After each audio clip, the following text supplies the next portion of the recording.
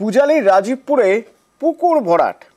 রাজীবপুর স্কুলের কাছে গত কয়েকদিন ধরেই পুকুর ভরাটের কাজ চলছে এবং অভিযোগ উঠছে এই পুকুর ভরাট বা জলাজমি ভরাটের পিছনে রয়েছেন তৃণমূল যুবনেতা সমীর রয়েছেন আমার সঙ্গে। সমীর, যেখানে বারবার পুরসভার থেকে বলা হচ্ছে, প্রশাসন বারবার বলছে পুকুর ভরাটে কড়া নজর দিতে হবে, কোনোভাবেই পুকুর ভরাট যেন না হয়, জমির চরিত্র বদল না হয়, সেরকম একটা জায়গায় স্থানীয় তৃণমূল যুবনেতার বিরুদ্ধেই অভিযোগ উঠছে জলাজমি ভরাটের। কে এই যুবনেতা?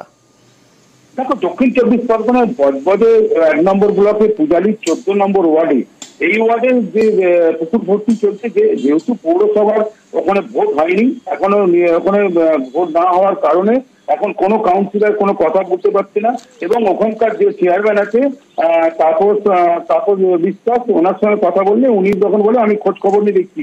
আর যে যুব নেতার কথা বলছে, যে যুব নেতা প্রাক্তন যুব নেতা, সেই যুব নেতা ভর্তি করছে এবং সেই যুব নেতার এতই পাওয়ার রয়েছে সেখানে কোনো কেউ মুখ খুলতে চাইছে না। বেশ কিছুদিন ধরে এই পুকুর ভর্তি চলছে এই রাজীবপুর 14 নম্বর ওয়ার্ডে।